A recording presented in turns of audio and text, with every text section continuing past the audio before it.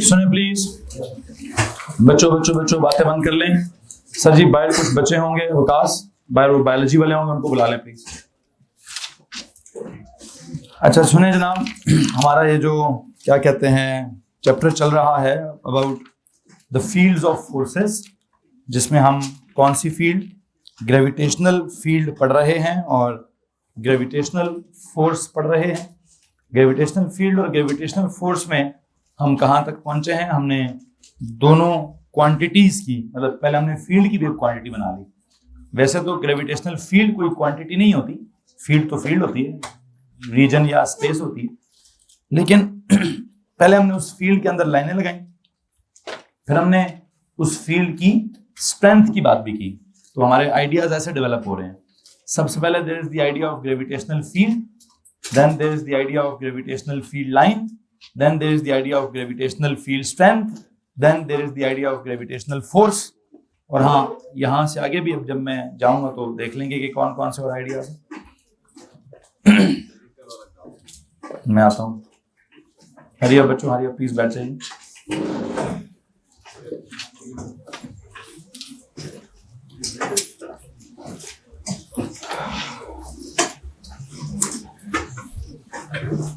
इधर आ गया जो भाई। सो बच्चों गौर से मेरी बात सुनिए कि हमने अपना टॉपिक किस तरह से डेवलप किया है। हमने सबसे पहली बात कही अबाउट ग्रेविटेशनल फील्ड कि किसी भी हैवीली, मतलब मैंने जैसे पढ़ाया, जैसे भी है, जिस भी सीक्वेंस में पढ़ाया, अब मैं उसको अपने हिसाब से एक नए सीक्वेंस में समराइज करना चाहता हूँ कि जो चैप्टर ग्रेविटेशन वाला है, सबसे पहला लफ्ज में इसके अंदर क्या समझाना चाहता हूँ, ग्रेविटेशनल फील्ड। ग्रेविटेशनल फील्ड किसके इर्द गिर्द होती है? वो किसी न किसी मास के इर्द गिर्द होती है। किस किस्म के मास के इर्द गिर्द? बहुत हैवी मास के इर्द गिर्द होती है। तो जो बहुत हैवी मास होता है उसका क्या बोलते हैं, उसके इर्द गिर्द की जो ग्रेविटेशनल फील्ड है, उस फील्ड में अगर मैं किसी भी स्मॉलर ऑब्जेक्ट को रख दूं तो वो क्या एक्सपीरियंस करता है? वो एक फोर्स ऑफ अट्रैक्शन एक्सपीरियंस करता है। अब वो जिस रास्ते में फोर्स ऑफ अट्रैक्शन एक्सपीरियंस करता है उस रास्ते को क्या कहते हैं? Gravitational field line. फिर वो कितनी फोर्स एक्सपीरियंस करता है उसको कहते हैं ग्रेविटेशनल फोर्स। फिर वो फोर्स उसके मास के मुताबिक पर यूनिट मास कितनी होती है उसको क्या कहते हैं? Gravitational field strength. तो एक ही तरह की बातें हैं, चारों आपस में कनेक्टेड हैं कि एक बहुत हेवीली मैस्ड ऑब्जेक्ट के इर्द गिर्द क्या होगा? एक ग्रेविटेशनल फील्ड होगी। इसमें किसी को मसला? उस ग्रेविटेशनल फील्ड के अंदर अगर किसी स्मॉलर यूनिट टाइप मास को रखेंगे तो वो क्या एक्सपीरियंस करेगा? वो एक ग्रेविटेशनल फोर्स एक्सपीरियंस करेगा। उसका फॉर्मूला न्यूटन के लॉ ऑफ ग्रेविटेशन से निकल आएगा। फिर उस जगह पर पड़े पड़े वो किस लाइन को फॉलो करेगा उसको कहेंगे ग्रेविटेशनल फील्ड लाइन। लेकिन अगर उस जगह पर पड़े पड़े उसके ऊपर उसके मास के मुताबिक पर यूनिट मास कितनी फोर्स लग रही होगी तो उसको हम क्या बोलेंगे? उसको हम फील्ड की स्ट्रेंथ कहेंगे। तो ये हमारे पास कोई 3-4 अल्फाज हैं। कौन कौन से जनाब साहब? ग्रेविटेशनल फील्ड का लफ्ज है, या ग्रेविटेशनल फील्ड लाइन का लफ्ज है, या फिर उधर से ग्रेविटेशनल फोर्स का वर्ड है तो फिर एक और वर्ड भी क्या है? ग्रेविटेशनल फील्ड की स्ट्रेंथ का लफ्ज है। अब वो लफ्ज मैंने यहां से निकालना है कि वो वहां से निकालना है, ये तो बस गोल गोल एक चक्कर है। मैंने ये सारे टर्म्स आपके सामने रख दिए हैं। अच्छा, अब जब मैंने टर्म्स रखे तो मैंने ग्रेविटेशनल फोर्स का फॉर्मूला पढ़ाने के लिए न्यूटन साहब को इन्वॉल्व किया, उनका लॉ ऑफ ग्रेविटेशन सुनाया।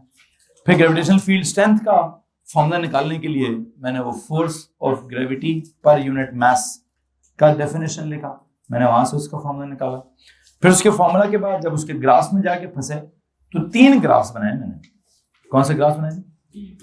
पहला ग्राफ था near the surface of the planet earth, मतलब सरफेस से स्टार्ट करें और विद इन 2 किलोमीटर तक क्या स्टोरी निकाली हमने, सर जी फील्ड की स्ट्रेंथ को कांस्टेंट ही तस्वर करें, 10 ही तस्वर कर लें। फिर हमने कहा नहीं, हम सेंटर से लेकर कहां तक जाएंगे, इन्फिनिटी तक जाएंगे। तो सेंटर से इन्फिनिटी तक में हमने क्या किया, सेंटर से सरफेस को तो पढ़ा ही नहीं, उसको तो एफएसई कह के छोड़ दिया, या एफएसई कह के लाइन लगा भी दी जो हमने लगानी थी।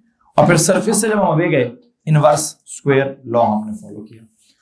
अब जब हमने उसको एफएसई कह के नहीं पढ़ाना था तो हमें कुछ और चीज पढ़ानी चाहिए थी कि सर वो क्यों पढ़ाया, आपने उसको एंगेज भी क्यों किया। तो फिर न्यू स्टोरी हमारे पास क्या डेवलप होगी, पॉइंट मैथ्स वाली स्टोरी डेवलप होगी।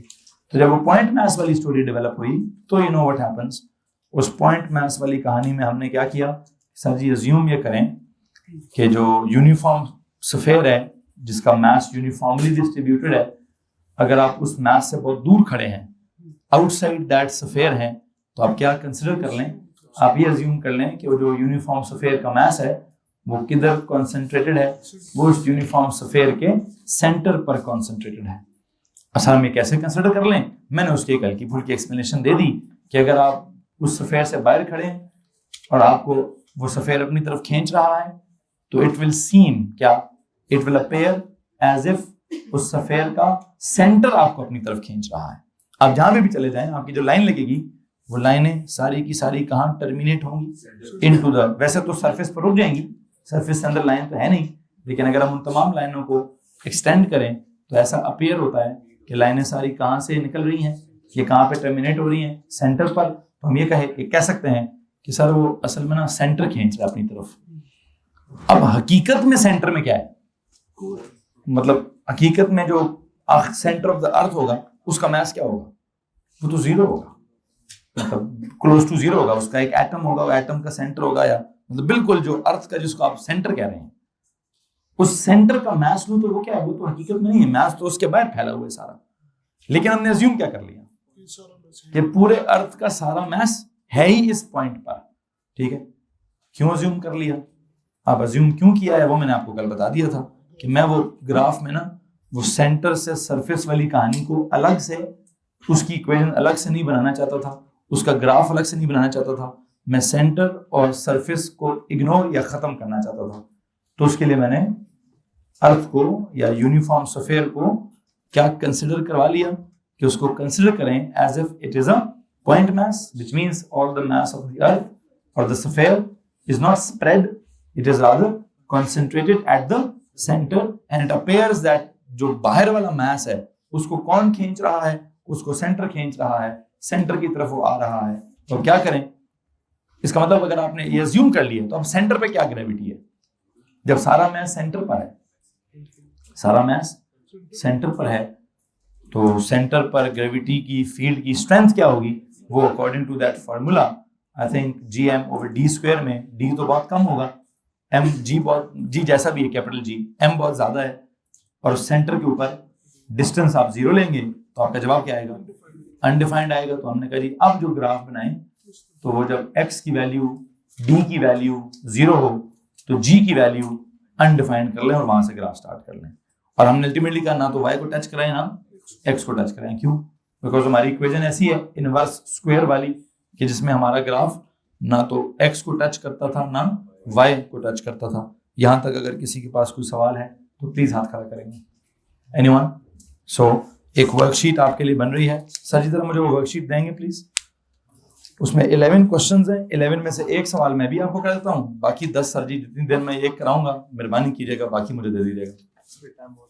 छोड़ दें सर, उसको एडिट करना है, उसको कट पेस्ट करें ना।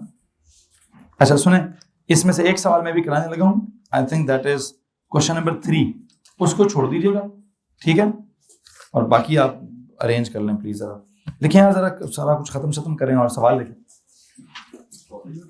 कॉपी भी, ऑफ कोर्स कॉपी भी, जहां आपने बात खत्म की। अच्छा, वर्कशीट के जो 11 क्वेश्चंस हैं उनमें से कुछ सवालात ऐसे हैं जिनमें क्या निकालना है, जिनमें ग्रेविटेशनल फोर्स निकालनी है तो सीधा सीधा आपका फॉर्मूला लगेगा। कुछ सवाल ऐसे हैं जिनमें ग्रेविटेशनल फील्ड स्ट्रेंथ निकालनी है तब भी सीधा सीधा आपका फॉर्मूला लगेगा। लेकिन 2 सवाल ऐसे हैं जिनमें से मैं वो सवाल पढ़ देता हूं, एक मैं वर्कशीट के लिए छोड़ दूंगा, सरासन को दे दें, और एक मैं भी आपको भी करा देता हूं। जरा सवाल सुने प्लीज।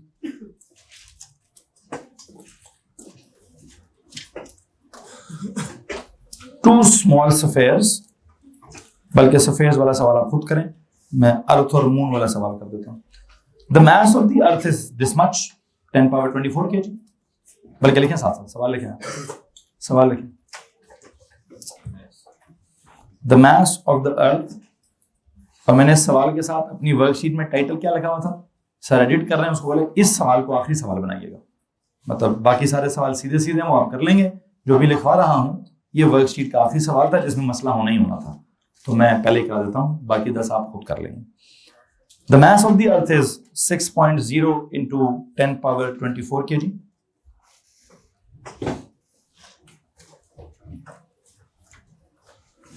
इस सवाल को वैसे आप टाइटल पता क्या दें, last question of worksheet number 1। यूं समझे वर्कशीट नंबर 1 सॉल्व हो गई है, 10 सवाल हो गए हैं, मसला आ गया इस सवाल के अंदर, ठीक है जी।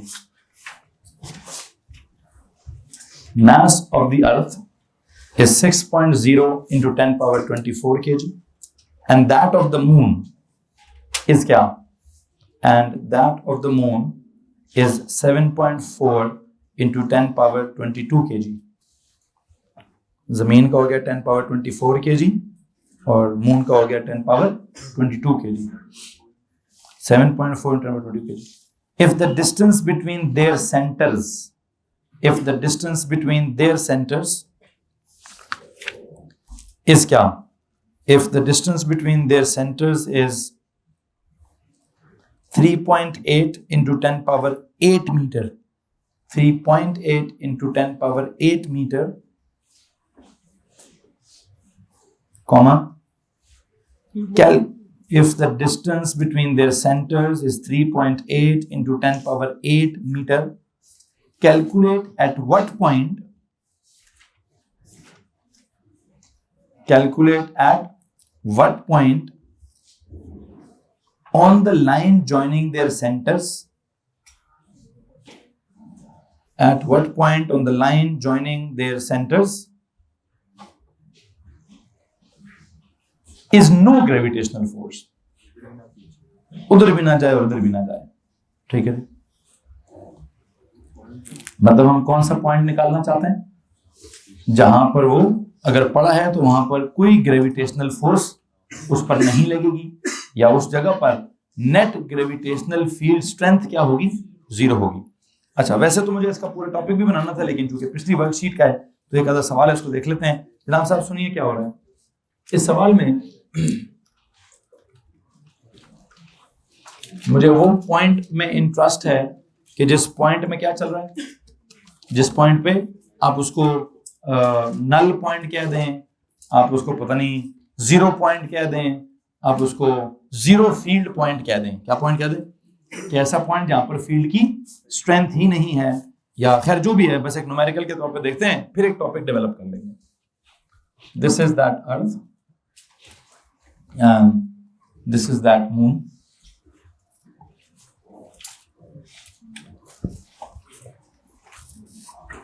there is line joining their centers, in lines के दरमियान में जो फासला है, please tell me what is that फासला, 3.8 into 10 power 8। अच्छा, इस अर्थ वाले का मास जो है वो कितना है, 6.0 into 10 power 24 kg। उस वाले का कितना है, into 10 power 22 kg। आप देख सकते हैं ये 10 power 24 है, वो 10 power 22 है, कितना फर्क है, 10 की पावर 2 का, 10 की पावर 2 का मतलब क्या है, 100 का, 100 केजी का फर्क है कि 100 टाइम्स का फर्क है। मतलब ऐसा नहीं है कि मून का मास जो है वो 100 केजी छोटा है, 100 टाइम्स छोटा है। 100 टाइम्स का मतलब 100 मून्स होंगे तो एक अर्थ बनेगी।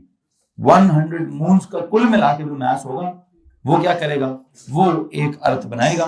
बहरहाल जो भी बनाएगा, जो नहीं बनाएगा, तो मैं समझाना चाह रहा हूँ ये है कि किसको कैपिटल एम बोलूं और किसको स्मॉल एम बोलूं, किसको कैपिटल एम बोले और किसको इसको I think I will call capital M, इसको मैं बोलूंगा क्या, स्मॉल एम।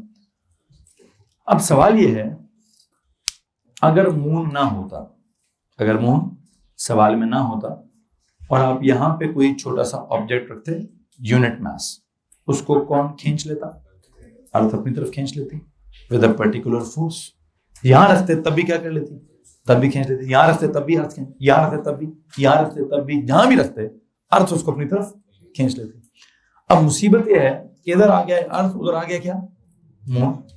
अर्थ इधर है, मून उधर है, दोनों वैसे उनके आपस में भी एक फोर्स है, इनके आपस में भी एक, लेकिन वो फोर्स लीनियर नहीं है। मैं बाद में जाके पढ़ाऊंगा कि वो फोर्स सेंट्रीपिटल है। वो मून को जमीन के तरफ खींचती तो है, लेकिन वो खिंचाव उसको लीनियर एक्सेलरेशन की बजाय सेंट्रीपिटल एक्सेलरेशन कॉज करवाता है, जिसका मतलब कुछ और है, जिसका मतलब आपने पढ़ा हुआ है। मैं उस टॉपिक पे भी चला जाऊंगा, लेकिन इस वक्त जो बात करना चाह रहा हूं वो क्या है कि अब मैं कहता हूं एक पॉइंट है, यहां पड़ा हुआ है, ये अपनी जगह पर कायम है, वो अपनी जगह पर कायम है। इस पॉइंट को ये भी खींचेगा और इस पॉइंट को वो भी खींचेगा। तो बेसिकली मुझे क्या पॉइंट ढूंढना है, मुझे वो पॉइंट ढूंढना है एट व्हाट, कहता है at calculate at what point on the line joining their centres is no gravitational force. ये नो ग्रेविटेशनल फोर्स का मतलब क्या है, कोई ऐसा पॉइंट ढूंढना है जहां पर ग्रेविटेशनल फोर्स क्या हो रही हो, कैंसिल हो रही हो, है जी, नेट फोर्स जीरो हो। ग्रेविटेशनल फोर्स तो इसके भी बहुत दूर तक जाती है, इससे भी बहुत दूर तक जाती है, लेकिन मुझे वो पॉइंट ढूंढना है जहां पर नेट ग्रेविटेशनल फोर्स जीरो हो। और इस वक्त ये नेट का जिक्र क्यों आ गया, क्योंकि सवाल की डिमांड कुछ ऐसी है कि दो ऑब्जेक्ट्स के दरमियान की बात हो रही है, और जो दो ऑब्जेक्ट्स के दरमियान की बात हो रही है उस दरमियान को हम कैसे डिस्कस करेंगे, कैसे नहीं करेंगे, मुझे बात बताएं। अगर मैं बिल्कुल दरमियान के पॉइंट की बात करूं, इनके बिल्कुल दरमियान में किसका इन्फ्लुएंस फिर भी ज्यादा होगा, अर्थ का। बड़ा मैं ऐसे तो ये तो नहीं हो सकता सब दरमियान में ले जाएं तो जितना वो खींचेगा उतना, अगर मैं बिल्कुल दरमियान में ले भी जाऊं तब भी कौन ज्यादा खींचेगा, आई बिलीव अर्थ ज्यादा खींचेगी, तो वो अल्टीमेटली अर्थ की तरफ आ ही जाएगा। लेकिन closer to the moon, somewhere closer to the moon, एक पॉइंट ऐसा जरूर होगा कि जहां पर शायद मून का इन्फ्लुएंस, अच्छा मुझे नहीं पता कि मैंने टॉपिक कल आपकी क्लास में डिस्कस किया है कि पता नहीं ओ लेवल की क्लास में डिस्कस किया है कि अगर मैं यहां से कुछ चीज फेंकूं, मतलब यहां से अगर मैं किसी चीज को मून की तरफ फेंकूं तो उसने तो वापस आ जाना है, ठीक है। आई डोंट नो, उधर ओ लेवल में भी फ्री फॉल चल रहा है, एएस में भी फ्री फॉल चल रहा है, आपकी क्लास में भी ये ग्रेविटी चल रही है, तो मुझे नहीं पता मैंने एग्जांपल कहाँ कोट किया, लेकिन मैं दोबारा एग्जांपल दे देता हूँ। किस एग्जांपल की बात कर रहा हूँ कि अगर मैं यहाँ पे किसी चीज को बहुत स्पीड से भी ऊपर फेंकूं तो अल्टीमेटली उसने क्या करना है, लेकिन हाँ अब कितनी स्पीड है जिस स्पीड के बाद वो शायद जमीन की ग्रेविटी से एस्केप कर जाए, मैं बाद में पढ़ा दूंगा, एक टॉपिक है मेरा बाद में। लेकिन इतना कॉमन है कि सर जी यहां से फेंकेंगे तो क्या होगा। अच्छा अब मैं कहता हूँ चले यहां से ना फेंके जी, किधर चले जाएं, आप चले जाएं मून पर। अगर आप मून के सरफेस पे खड़े हैं और वहां पे अगर आप उसको यूं ऊपर फेंकते हैं तो क्या होगा, उधर से भी वापस ही आएगा। क्यों, जमीन के करीब रहूंगा तो जमीन का इन्फ्लुएंस ज्यादा रहेगा, अगर मैं मून के करीब चला गया तो मून का इन्फ्लुएंस ज्यादा हो जाएगा। अच्छा तो वो कहता है यार कोई ऐसा पॉइंट बताओ जहां इन दोनों का इन्फ्लुएंस क्या हो रहा हो, जहां इन दोनों का इन्फ्लुएंस कैंसिल हो रहा हो, कि अगर वहां तक पहुंचा दिया तो या तो बंदा वहां रुक जाएगा, या उससे एक कदम आगे निकल गया तो जमीन की तरफ चला जाएगा, उससे एक कदम पीछे आ गया तो वापस मून की तरफ आ जाएगा। और अगर वहां जाके आपने उसको यूं रख दिया तो कहेगा भाई अब मैं इधर ही हूं, मैंने उधर जा रहा हूं ना मैं इधर जा रहा हूं, ठीक है।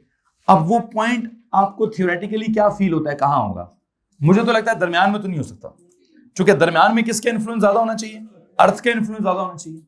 तो बहुत भी हुआ तो कहां होगा, आई थिंक वो मून के थोड़ा करीब होगा। तो मैं थियोरेटिकली हाइपोथेटिकली अज्यूम करता हूं कि that point would be somewhere किधर, समवेयर इधर। आई थिंक, मुझे एग्जैक्टली पता नहीं है, लेकिन मैं अंदाजा लगा रहा हूं, मैं रैंडमली अज्यूम कर रहा हूं कि वो पॉइंट कहां हो सकता है, वो पॉइंट यहां हो सकता है। वो यही तो कहता फासला निकाल भाई, क्या करो जी, कैलकुलेट एट व्हाट, कैलकुलेट करना है एट व्हाट पॉइंट, मतलब उसकी वैल्यू निकालनी मुझे। तो एक काम करते हैं, अगर मैं कहूं जी यहां से फासला है कितना, वैसे निकालना किधर से फासला, तो मतलब वहां से निकाल लें या जहां से मर्जी निकाल लें, मैं वहां से निकाल लेता हूं।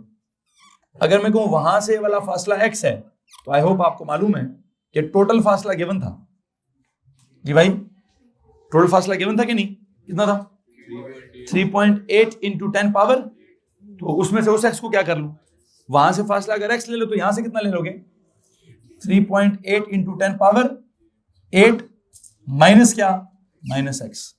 इसमें किसी को मसला, अच्छा अब क्या करूं, अब सर जी ये काम कर लें, आप इसकी वजह से उसकी फोर्स निकाल लें, उसकी वजह से इस पे फोर्स निकाल लें, दोनों को क्या कर लें, इक्वेट कर लें। या फिर एक काम करें, इसकी वजह से इस पॉइंट पर ग्रेविटेशनल फील्ड स्ट्रेंथ निकाल लें, उसकी वजह से इस पॉइंट पर ग्रेविटेशनल फील्ड स्ट्रेंथ निकाल लें, दोनों को क्या कर लें, दोनों को इक्वेट कर लें। अब मैं दोनों की वजह से इस पॉइंट पर फोर्सेस निकाल कर भी इक्वेट कर सकता हूं, और दोनों की वजह से इस पॉइंट पर फील्ड की स्ट्रेंथ निकाल कर भी इक्वेट कर सकता हूं। क्यों भला? सुने, इफ आई से इस पॉइंट को जमीन खींच रही है इस तरफ, इसी पॉइंट को मून खींच रहा है इस तरफ। अब ये मैंने क्या बनाया जी, दो वेक्टर्स बनाए। क्या बनाए? आई होप वेक्टर सेक्टर पढ़ कर आए आप लोग। ओ लेवल में और एएस में अच्छा खासा वेक्टर पढ़ाया जाता है। अब जब हम वेक्टर्स इतना सारा पढ़ते हैं, इधर ध्यान दो, इधर ध्यान दे भाई, वेक्टर्स को अगर हमने पढ़ा हुआ है तो ये मैंने कौन से वेक्टर्स ड्रॉ किए हैं? आप कहें सर जी आपने फोर्स वेक्टर्स ड्रॉ किए हैं, कोई कहे सर जी आपने जी वाला वेक्टर ड्रॉ किया है, ठीक है, तो मैं दोनों हिसाब से कर लूंगा, कोई मसला नहीं। मैं कह सकता हूं this is force on this mass due to क्या, due to earth. This is force on this mass due to क्या, ड्यू टू मून। या फिर आप क्या कहते हैं, आप कह सकते this is G on at this point due to क्या, ड्यू टू अर्थ। या this is G at this point due to क्या, ड्यू टू मून। अब एक काम करता हूं, मैं इसका जरा न्यूमेरिकली मैं पहले इस हिसाब से फॉर्मूला लगाऊंगा। अगर यहां पर जीरो फील्ड है, जीरो फोर्स है, असल में ना मैं फील्ड नहीं कहना चाहता, कह सकता हूं लेकिन क्यों नहीं कहूंगा, सवाल के लफ्जों में लिखा है at what point on the line joining their centres is no gravitational force. तो मैं फोर्स के हिसाब से काम करना चाहता हूं, मैं फील्ड के स्ट्रेंथ के हिसाब से काम कर मैं सकता था वैसे यहां पर। बहरहाल क्या करूं भी सर, एट दिस पॉइंट ये वाली फोर्स और वाली फोर्स क्या कर दें, बल्कि पूरा लिखते हैं, फोर्स ड्यू टू क्या, force due to earth is equal to क्या, फोर्स ड्यू टू मून। अच्छा अब एक और मसला हो जाएगा, एक और मसला क्या हो जाएगा, फोर्स ड्यू टू अर्थ का फॉर्मूला बताओ, जी एम एम ओवर क्या, D square. Force due to moon का फॉर्मूला बताओ, जी एम एम ओवर। अच्छा इसका मतलब मेरा एम का जो मैंने ऊपर सिंबल लिखे हैं, एम चेंज होने वाला है। ये क्या है, मास ऑफ द अर्थ, इसको कैपिटल एम सिंबल दिया। ये क्या है, ये मून का मास है, इसको भी मैं कैपिटल एम का सिंबल दूंगा। क्यों? मैं इसकी वजह से उस पर फोर्स नहीं निकालना चाहता, मैं इसकी वजह से इसको क्या कहूं, इसको स्मॉल एम कहूंगा। तो मैं इसको क्या कहूं, सर जी इसको भी कैपिटल एम ही कहें। मैं बताता हूं, बाकी सही कह रहा, नहीं पता, हाँ टेंशन नहीं लेनी, कट जाएगा। क्यों कट जाएगा भाई?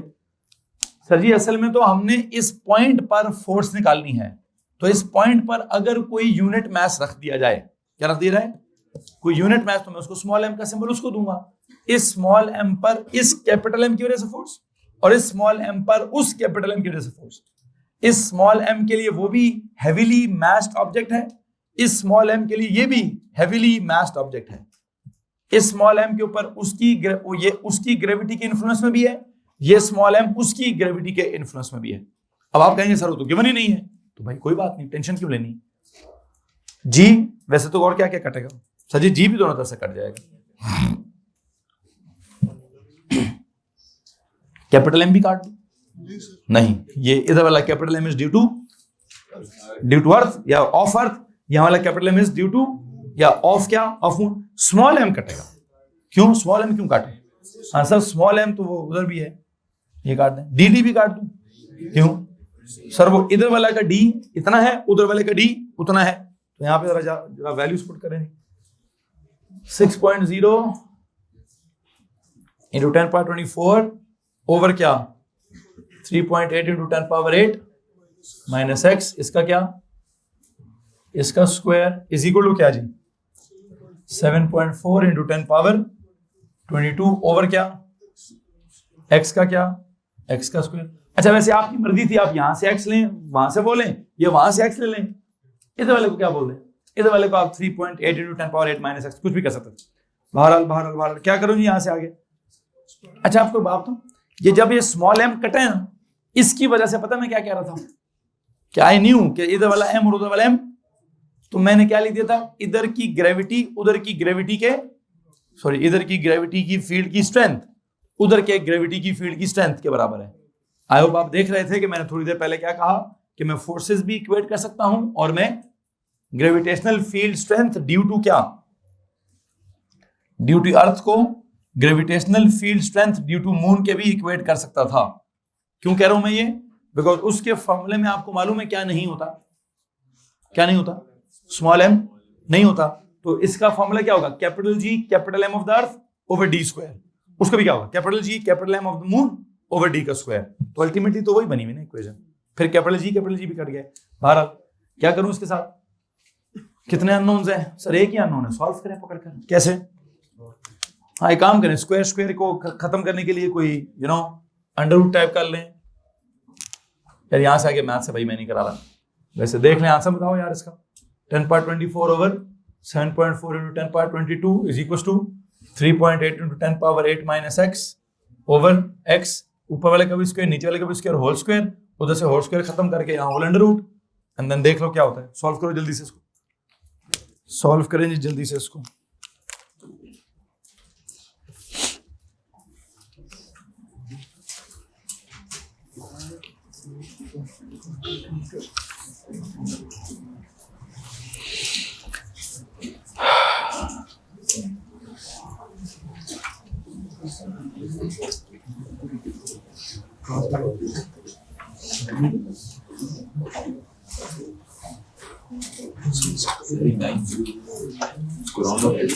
मुझे फाइनल जवाब आप बता दें बस।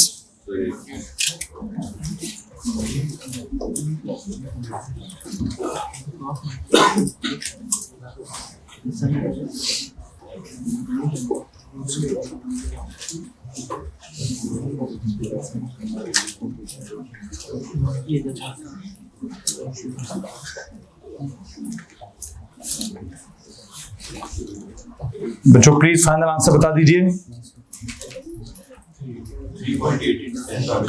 3.8 इंटू 10^7 इतना फासला मुझे बता रहे हैं फ्रॉम द मून, ठीक है। अगर मुझे यही फासला फ्रॉम द अर्थ चाहिए हो तो क्या करूंगा मैं, करें जरा वो माइनस करके वैल्यू बताएं, क्योंकि जो मेरे पास सोल्यूशन है उसने वहां से एक्स लिया हुआ है।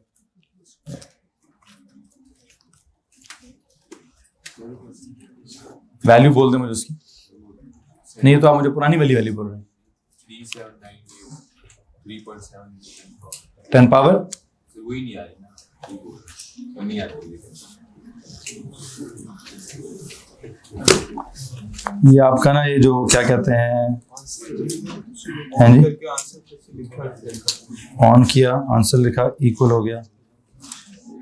कौन से बटन से ये पीछे पीछे जाता रहेगा जी, पावर्स में एक बटन है वो पावर्स में लेके जाता है, कौन सा वाला, शिफ्ट और किधर है ENG, हाँ वो एरोज आगे आगे जी। 10^3.7 इंटू 10^7 3.7 इंटू 10^7, ठीक है जनाब साहब।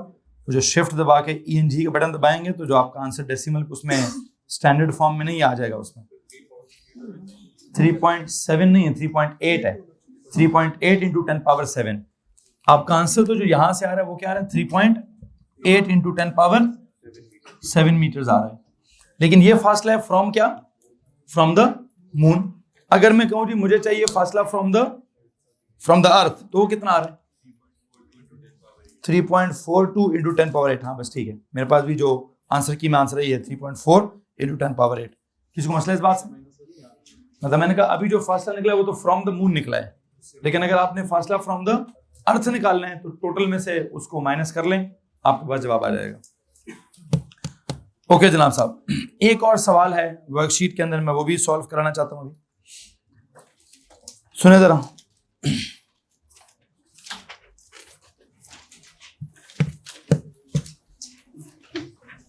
क्वेश्चन नंबर 6 है जी, सर ये वाला सवाल भी काट ही दीजिएगा। देखिए the acceleration due to gravity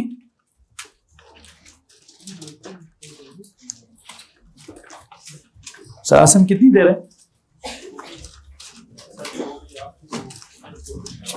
Imran जरा सर बाबर को चेक करें कितनी देर में आ रहे हैं, सवाल लिखें जी जरा। The Acceleration due to gravity at the Earth's surface is 9.8 meter per square second. सवाल लिखें जी एक और. The acceleration due to gravity at the Earth's surface is 9.8 meter per square second. Calculate the acceleration due to gravity. Calculate the acceleration due to gravity on a planet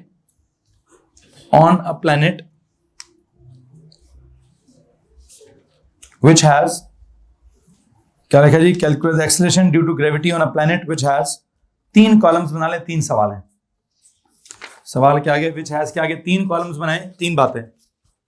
which has क्या? which has the same mass and twice the radius. The same mass and twice the radius. फिर बातें नहीं करें. The same radius and twice the density.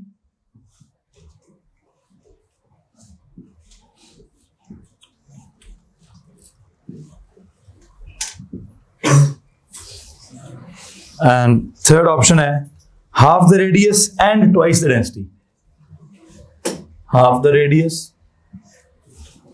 and twice the density. Okay जी. अब सवाल में उसने एक रफड़ क्रिएट कर दिया भाई. क्या रफड़ क्रिएट कर दिया है कि कहते हैं जनाब साहब आपने क्या करना है? Acceleration due to gravity on the Earth's surface. अर्थ के सरफेस पर हमें मालूम है कि ग्रेविटी की क्या वैल्यू है, 9.8 मीटर पर स्क्वायर सेकेंड. कहते हैं आपने बताना है calculate the acceleration due to gravity. हाँ अच्छा, acceleration due to gravity on a planet, of course on the surface of the planet ही मैं कह रहा हूँ, which has the same mass and twice the radius. फिर मतलब मास सेम हो, साइज डबल हो, बल्कि साइज डबल भी ना हो, साइज 8 गुना ज्यादा हो. वैसे अगर रेडियस डबल हो तो वॉल्यूम कितना हो जाता है? 4/3 पाई आर क्यूब. तो आर मेरे ख्याल से डबल हो जाए तो वॉल्यूम 8 गुना ज्यादा निकल जाता है. खैर ये तो मतलब अजीब सी बात हो रही है कि प्लेनेट का मास सेम है लेकिन साइज उसका डबल है या 8 गुना है, जो भी है. पहले ऑप्शन में देखिए मास सेम है और रेडियस डबल है या 8 गुना ज्यादा है, मतलब साइज उसका 8 गुना ज्यादा है कि 2 गुना ज्यादा है. मुझे एक बात बताएं, क्या इसके ऊपर लिखना नहीं है, प्लीज सुनना है. आपको मालूम तो होगा कि जी का फॉर्मूला क्या है. क्या है G? Capital G capital M over क्या? Over D square. What is capital G? Sir ji वो तो कांस्टेंट है. ठीक. What is capital M? वो मास ऑफ द प्लेनेट है जिसके बारे में सवाल ने क्या किया, सेम मास, अभी वो constant. Twice the radius, twice the radius में क्या वो इसको कह रहा है, मतलब इसको ट्वाइस कह रहा हूं, वेस्ट नहीं, d/2 मतलब अगर मैं कहूं कि मैं प्लेनेट अर्थ के सरफेस पर जी निकालना चाहता हूं, जरा सुनिएगा, मैं गलत बोलूंगा अभी लेकिन आपको बिल्कुल सही लगेगा. मैं बोलूंगा अभी बिल्कुल गलत लेकिन आपको लगेगा बिल्कुल सही. क्या कि जनाब साहब आप जब surface of the planet earth के ऊपर जी की वैल्यू निकाल रहे थे तो आपने क्या फॉर्मूला लगाया? Capital G capital M over जो सरफेस तक फासला था वो कितना था? रेडियस जितना. तो आपने यहाँ रेडियस का स्क्वायर लगा दिया होगा, ऐसे ही किया होगा. अच्छा ठीक है. इसका मतलब ये है कि मुझे इस इक्वेशन को सॉल्व करके उसका जवाब देना चाहिए. और मैं इस इक्वेशन को कैसे सॉल्व करूं?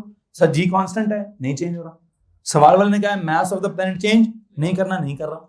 सवाल वाले ने कहा यार ये जो डिस्टेंस तुम लेते हो ना सरफेस तक वो रेडियस के बराबर होता है, और रेडियस मैंने क्या कर दिया है, रेडियस मैंने डबल कर दिया है, तो जी की वैल्यू क्या हो जाएगी? 4 गुना कम हो जाएगी. अच्छा जनाब साहब, अगर हम इस हिसाब से करेंगे तो मुझे लगता है कि मेरा पास जो आंसर है, आंसर पता है उसका क्या है? दिस इज क्वेश्चन नंबर 6 का part 1 is this. And answer में थोड़ा मसला है जी. आंसर जो है वो इस हिसाब से करो तो रेडियस अगर ट्वाइस हो जाए तो जी की वैल्यू 4 गुना कम हो जाती है. ठीक है, लेकिन जो असल आंसर है उस असल आंसर के मुताबिक रेडियस अगर डबल हो जाए तो लगता है कि जी की वैल्यू डबल हो जाएगी. अच्छा, अब ये क्या सीन है जी, क्या सीन नहीं है, इसके लिए आपकी इतला के लिए अर्ज ये है कि मुझे अपनी इक्वेशन इस तरह से चेंज नहीं करनी। वो जो आपने पार्ट 2 देखा है, एक सेकेंड, अभी इससे पहले कि मैं पार्ट 1 कराऊं, आई होप अगर आप पार्ट 2 को थोड़ा सा नजर दौड़ा लें तो कहते यार सेम रेडियस ट्वाइस डेंसिटी, तो वो डेंसिटी का मसला है। क्या मसला है भाई? कि अगर आपने मास सेम रखा और साइज बड़ा कर दिया तो डेंसिटी इन्वॉल्व होगी कि नहीं होगी? तो इससे पहले कि आप पहले वाले सवाल का जवाब दें, क्या कर लें भाई, क्या कर लें, डेंसिटी को पहले थोड़ा सा इन्वॉल्व करके इक्वेशन को थोड़ा सा चेंज कर लें। इक्वेशन को मैं चेंज कैसे करने लगा हूं? बजाय इसके कि मैं ये डिस्टेंस की जगह रेडियस लिखूं, बजाय इसके कि मैं डिस्टेंस की जगह रेडियस लिखूं, एक काम करता हूं, कैपिटल जी की जगह कैपिटल जी लेता हूं। ये मास का एक ओ लेवल में फॉर्मूला होता था, density is equal to mass over volume. तो mass is equal to density into volume. तो क्या मैं वो डेंसिटी इनटू वॉल्यूम लिख सकता हूं? अच्छा, ओवर, फिलहाल अभी मैं इसको भी नहीं छेड़ रहा हूं, अब मैं इसको डी कर रहा हूं। हाँ, एक बात है वैसे, अगर मैंने कैपिटल जी को कैपिटल जी रखा, वो कांस्टेंट होता है, रो को मैंने रो रखा, वॉल्यूम की जगह क्या लिखूं? अगर कुछ स्फेरिकल चीज है तो उसका वॉल्यूम क्या होता है? सर जी, उसका वॉल्यूम होता है 4/3 पाई आर का क्या क्यूब, आर का क्या क्यूब है ना, ठीक है। तो मैं मतलब अब ये अगर मैंने सफेयर का रेडियस आर का क्यूब ले लिया है तो मैं इस डी की जगह क्या लिख सकता हूं? यहाँ पे नीचे भी क्या मैं इसकी जगह आर स्क्वायर ले सकता हूं? क्यों? क्योंकि सर आप वो सरफेस पर जी निकालना चाहते हैं, तो सरफेस के लिए आपने पूरा पहले वॉल्यूम ले लिया, वो आपने 4/3 पाई आर क्यूब कर दिया, और आप उसका नीचे से उसका जो सेंटर से सरफेस तक फासला है उसको भी तो आर ही बोलते हैं, ले लें आर ले लें, ठीक है। अब जब मैंने आर ले लिया तो प्लीज बताएं आप इक्वेशन क्या बनी? 4/3 pi rho G R. You got this new equation for G. What is this new equation? 4/3 constant, pi constant, पहले सवाल के लिए रो भी कांस्टेंट, जी भी constant, the only difference was क्या? It was R. आर क्या होगा? तो आर के डबल होने से जी क्या हो जाएगा? डबल हो जाएगा। बात समझ आ रही कि नहीं आ रही भाई? You know what is happening? कहते हैं जनाब साहब, जो आपका पहला सवाल है, अब आई थिंक ये हमने नोट्स में तो नहीं पढ़ा हुआ, वर्कशीट का एक सवाल है, मैंने सोचा आपको करा दूं, खुद ही फंसे रहेंगे उसके अंदर, तो जिन 2 सवाल में फंसना था मैंने करा दिए, बाकी सवाल शायद जो है वो सीधे सीधे होंगे, आसान होंगे। क्या करना है, गौर से सुनिए। इस सवाल में अगर आप ये फॉर्मूला चेंज ना करें, क्या चेंज ना करें, अगर उसका फॉर्मूला चेंज ना करें तो आपका जवाब क्या निकलता था? वो तो कहीं और से आपने कहा जी डिस्टेंस डबल हो जाएगा। डिस्टेंस नहीं डबल हुआ, मतलब अगर मैं इसको क्या करूं, दोबारा सुन लीजिए प्लीज, क्या गलती करने लगे थे हम कह रहे थे सर ये फार्मूला है, जी जी करें, एम को एम करें और डी को क्या कर लें, डी को रेडियस समझ लें और उसका स्क्वायर लगा लें, और अगर आपका रेडियस डबल होता है तो क्या कर लें, जी को 4 गुना कम कर लें। एंड आई थिंक, मुझे लगता है कि आंसर हमारे वाला गलत है। और ये आंसर गलत क्यों है? बिकॉज उसकी वजह यह है कि आपने जी को तो कांस्टेंट कर दिया है, मैथ्स को आपने इसके कहने पर कांस्टेंट कर दिया है, कुछ हद तक मैं मानने को तैयार हूं, लेकिन आपने इस डिस्टेंस को रेडियस से रिप्लेस किस खुशी में किया है? उस खुशी को भी कुछ हद तक मैं मानने को तैयार हूं। किस हद तक? कि सर जी असल में आप जिस भी प्लेनेट की बात करेंगे उस प्लेनेट का ये सेंटर होगा, ये उसका क्या होगा जी, ये उसका सरफेस होगा, इस सरफेस तक हमने क्या निकालना है, फासला डी, वो डी किसके बराबर होगा? सर वो आर के बराबर ही होगा ना, मान लिया जी आर के बराबर ही होगा। लेकिन अब अगर वो क्या हो रहा है, प्लेनेट अजीब सा है, क्या अजीब सी बात है प्लेनेट में? सर प्लेनेट का मास सेम है, साइज में बड़ा हो गया। अब ऐसा कैसे हो सकता है कि प्लेनेट का मास सेम और साइज में बड़ा हो जाए? उसकी डेंसिटी में कुछ मसला हो सकता है, ठीक है। ओ सोचो कुछ बोला मैंने? ऐसा कैसे हो सकता है कि उसका क्या हो रहा है, मास सेम है, साइज क्या हो गया, साइज बड़ा हो गया। मास सेम है, दोबारा सोचे बच्चों मैंने गलत किया, मुझे ये इक्वेशन नहीं चाहिए, ये मैंने नीचे इक्वेशन निकाली, मुझे पार्ट बी और सी के लिए चाहिए, पार्ट 1 के लिए नहीं चाहिए। पार्ट 1 के लिए क्यों नहीं चाहिए, प्लीज बताइए जनाब साहब, पार्ट 1 के लिए क्यों नहीं चाहिए? Anyone raise your hands. असल में मैंने पहले पार्ट बी और सी देख लिया, डेंसिटी मेरे दिमाग में घूम गई, तो मैंने कहा नई इक्वेशन निकालनी है, नहीं निकालनी नई इक्वेशन। क्यों नहीं निकालनी? उसकी एक वजह है। अब जब मैं उसको एक्सप्लोर कर रहा था, कह रहा जी क्या हो रहा है, प्लेनेट का मास सेम है, ठीक होगी बात। अब जब उसका मास सेम है और आपने उसका रेडियस क्या कर दिए, बड़ा कर दिए, तो इसका कौन मतलब भी तो है कि आपने उसकी डेंसिटी कम कर दी है।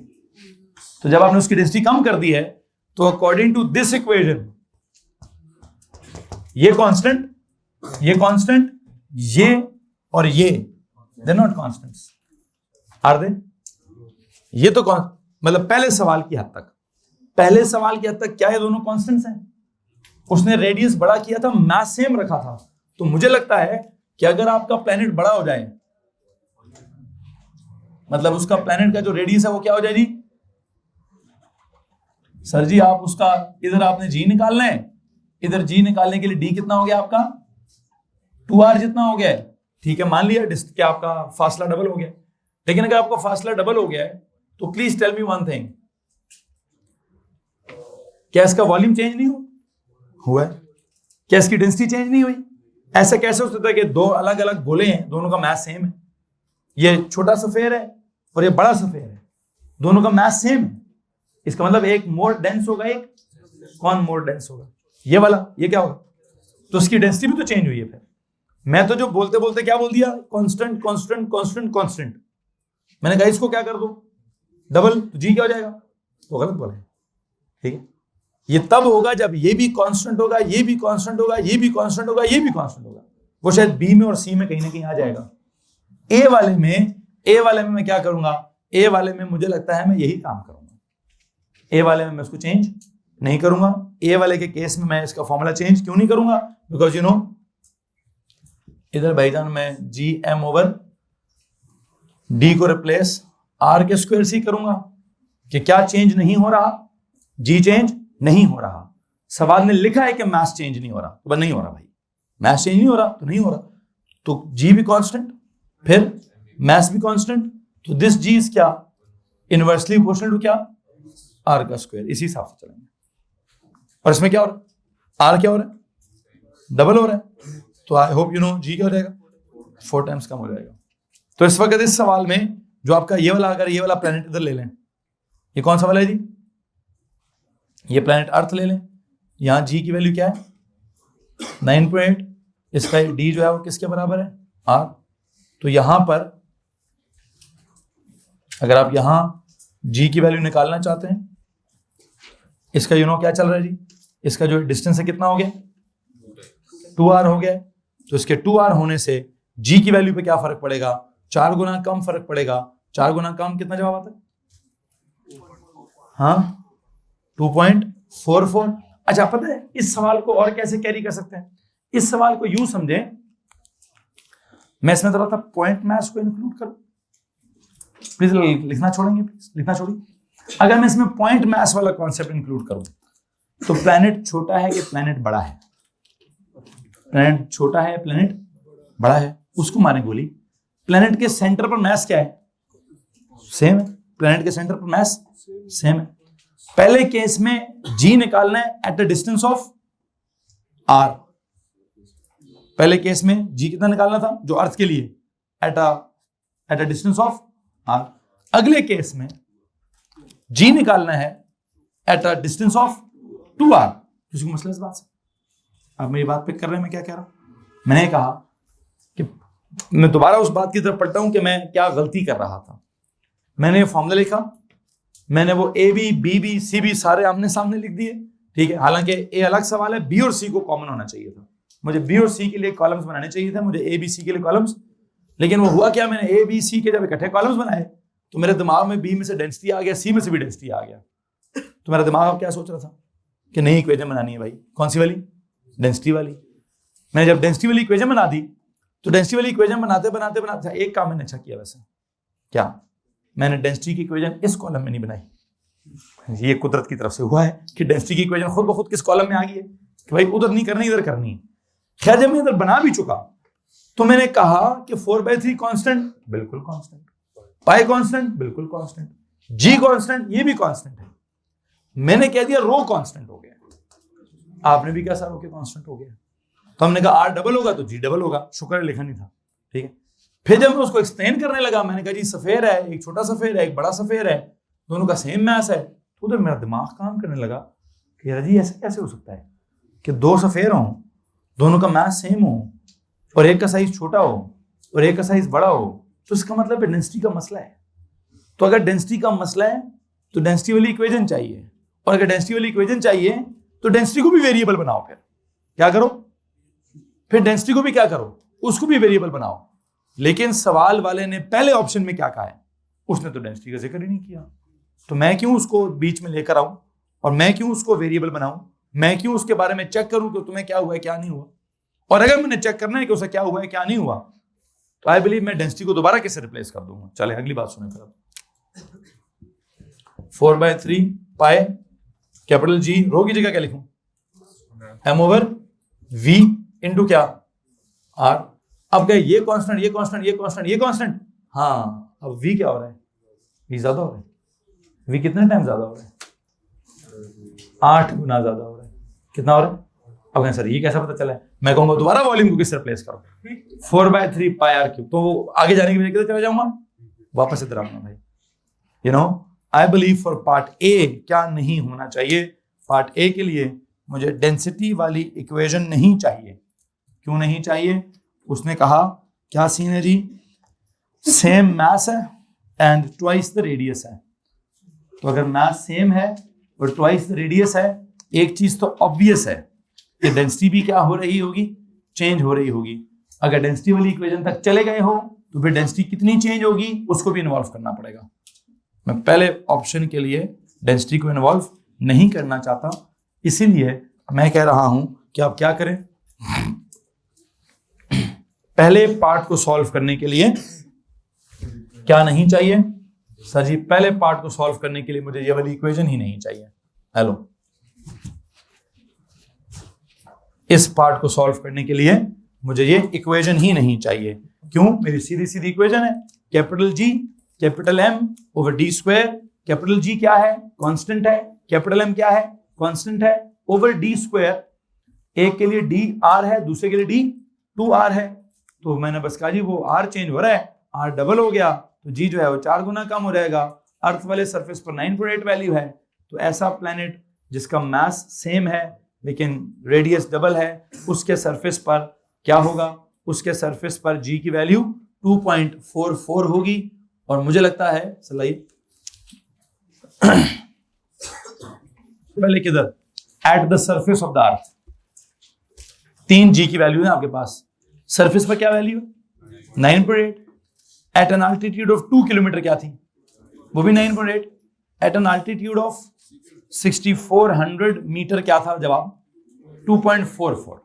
इस सवाल को उससे रिलेट करें, उससे कैसे रिलेट करूं, जब मैं उससे रिलेट करता हूं तो मैं वहां ये अज्यूम कर लेता हूं थोड़ी देर के लिए, क्या अज्यूम कर लेता हूं कि सर जी मैथ्स अगर सेम है तो सारे का सारा मैथ्स किधर है, पहले कॉलम के अंदर लिखना आपने, सारे का सारा मैथ्स पॉइंट मैथ्स है। If what the planets are assumed what are assumed to be point masses, जिनका having the what, having the same mass, having what, if the planets are assumed to be point masses and चलो जो भी and वाली बात बाद में, if they have the same mass। आपने पहले r निकाला है, पहले क्या था, पहले वाले प्लैनेट का, प्लैनेट अर्थ का d कितना लिया r, यहां कितनी g निकली 9.81। फिर दूसरे वाले प्लैनेट के लिए आपने क्या कहा, सर उसका पॉइंट मास की वैल्यू चेंज, लेकिन उसका फासला कितना है 2r है, तो आपने क्या कहा कि सर जी इस लेवल पर g क्या होगा, मतलब पहले वाला प्लैनेट कितना था, इतना था, तो आपने इस लेवल पर क्या निकाल लिया, g निकाल लिया। अब दूसरे वाला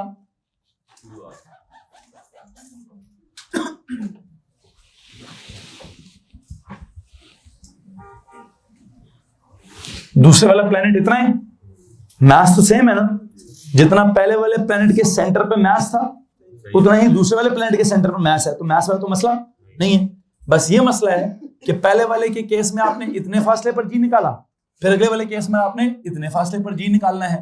अब ये वाला फासला कितना हो गया, ये वाला जो इसको आपने किसी जमाने में एच बोला था, और उस एज को आपने आर की वैल्यू थी समथिंग लाइक दैट, अगर आपको याद आ रहा हो तो। Otherwise for this thing this is also R. तो अगर आप यहां से वहां तक डी लेते हैं, for this D is equal to R, मतलब यहां से वहां तक ले रहा हूं मैं। पहले वाला ये आर है, फिर दूसरे वाला यहां से लेकर यहां तक आ रहा है। किसी को मसला इस बात से? मतलब कहने का ये है कि जो ये ब्लैक लिखा है ये कितना है, ये इतना है, और अब जो मैं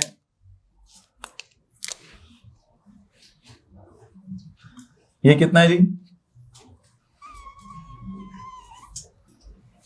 ये वाला फासला 2r हो गया। तो इधर g की वैल्यू कितनी निकाली है आपने?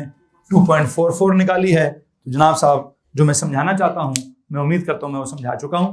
क्या समझाना चाहता था कि जो पहले वाला सवाल है उसके केस में अगर दो प्लैनेट्स का मास सेम हो लेकिन उनका अगर फासला मतलब उनका जो रेडियस है वो डिफरेंट हो, तो आप पहली वाली इक्वेशन लगाएं जो आपने पढ़ी हुई है।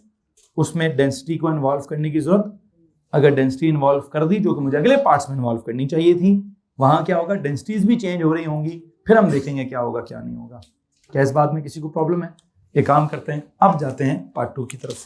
पार्ट 1 के लिए कुछ सवाल है तो प्लीज पूछ लीजिए। एनीवन? पार्ट 2 में उसने क्या किया है, सेम रेडियस किया, ट्वाइस द डेंसिटी कर दी है। क्या कर दिए?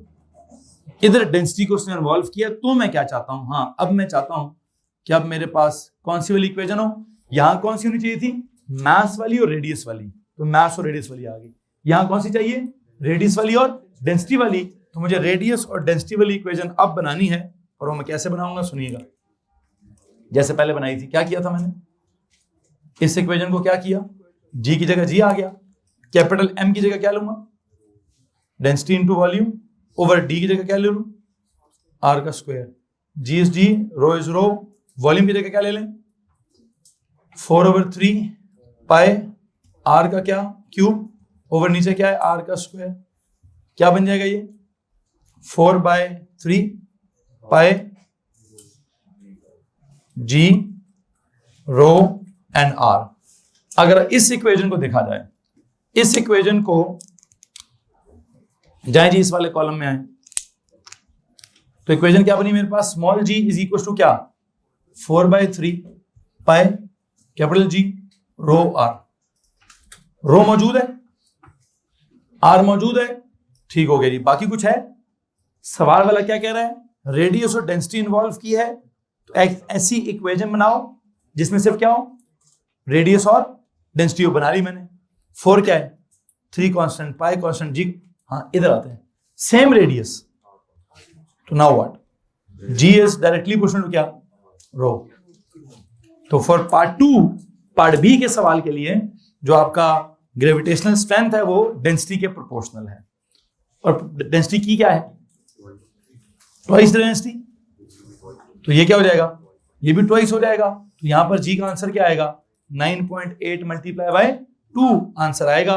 व्हाट इज दैट, 19.6 मीटर पर स्क्वायर सेकेंड। किसी को अगर मसला है तो प्लीज हाथ खड़ा कर दीजिए। एनीवन? अच्छा, पार्ट सी में भी रेडियस और क्या इन्वॉल्व है सर, रेडियस और डेंसिटी इन्वॉल्व है। तो अगर पार्ट सी में भी आपके पास रेडियस और डेंसिटी इन्वॉल्व है तो क्या करूं, मुझे रेडियस और डेंसिटी वाली इक्वेशन चाहिए। वो कौन सी वाली है, ये वाली, पाई जी रो और R, 4 constant 3 constant, pi G half the radius twice the density, मतलब दोनों इन्वॉल्व करो। क्या इक्वेशन बनाओ, G is proportional to rho B और आर बी। अब बताएं क्या कह रहा है वो, कह रहा है जी रेडियस हाफ हो गई है, रेडियस हाफ कर दिया। अगर रेडियस हाफ हो गया मतलब नीचे की तरफ 2 हो गया तो जी भी क्या हो जाएगा, हाफ हो जाएगा। अच्छा, डेंसिटी क्या कर दी है, इसको ट्वाइस कर दिया, तो ये भी ट्वाइस हो जाएगा। तो क्या होगा, आई थिंक इस केस में जवाब क्या आएगा, इस केस का सर जी जितना नीचे जा रहा है उतना ही ऊपर जा रहा है, तो अब क्या होगा, जी विल बी 9.8 ही आंसर होगा। जी तो भाई समझ आ रही बात की नहीं आ रही? हमने यहाँ पे क्या सीखने और समझने की कोशिश की है, प्लीज गौर से सुनिए। हम ये समझने की कोशिश कर रहे हैं कि सर जी हमें फार्मूला कौन सा इस्तेमाल करना है। पहले वाले ऑप्शन में क्या था, मास और रेडियस इन्वॉल्व था, तो प्लीज याद रखिए कौन सी इक्वेशन चाहिए, ऐसी जिसमें मास और रेडियस हो। तो ये जनाब साहब ये वाली। दूसरी वाली इक्वेशन में क्या इन्वॉल्व है, रेडियस और डेंसिटी। तो कौन सी इक्वेशन चाहिए जिसमें रेडियस और डेंसिटी इन्वॉल्व हो। इधर भी क्या है, रेडियस और डेंसिटी। तो कौन सी इक्वेशन चाहिए जिसमें रेडियस और डेंसिटी इन्वॉल्व हो। तो आई थिंक हमने ये रेडियस और डेंसिटी वाली इक्वेशन निकाल ली है, और मैं जितना समझाना था मैं समझा चुका हूं। अब मेरे पास एक सवाल है आपसे पूछने के लिए। इट मीन्स आपने जी का एक और फॉर्मूला निकाल लिया। मतलब इस सवाल के एंड पे क्या पता चलता है कि हमने जी का एक और फॉर्मूला निकाल लिया। पहला वाला क्या है, capital G capital M over क्या, ओवर डी स्क्वायर। नहीं, वैसे जनरली क्या है, G M over D square. पहले केस में मैंने G M over R square किया, फिर अगले दोनों केसेस में मैंने 4/3 पाई जी आर इंटू रो लिखा है। याद रखिए, these are what, these are the formulas for gravitational field strength to be calculate at the surface of the planet.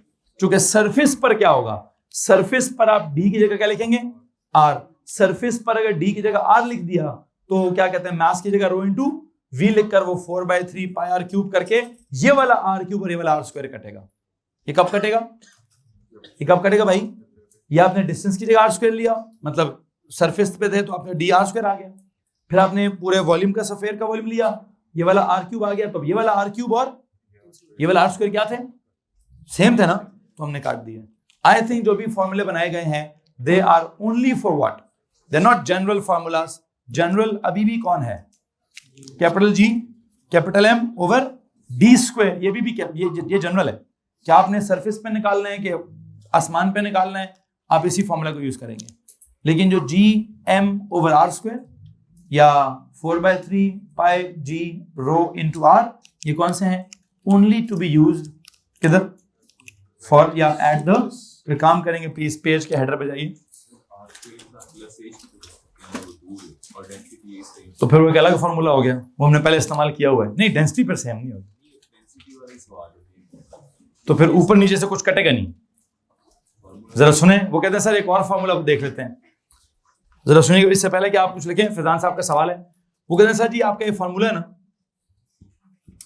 आप एक काम करें, आप मैथ्स को तो रिप्लेस कर दें किससे, रो वी से।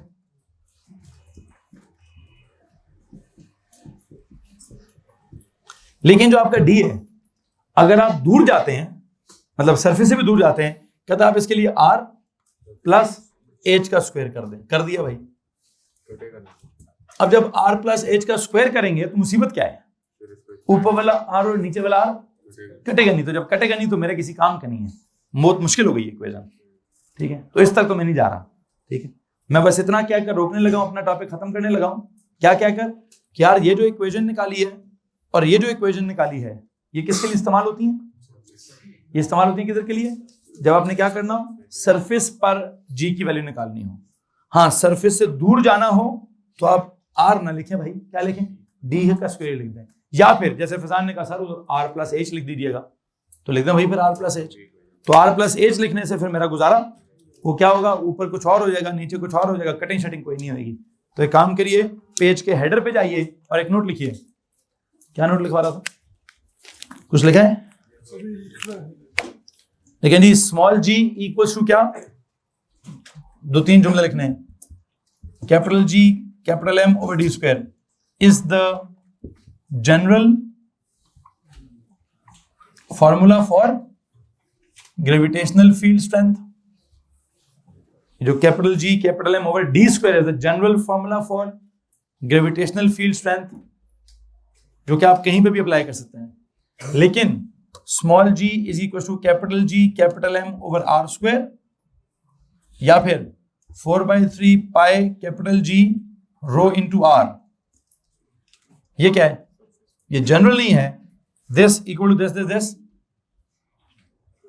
Is to be applied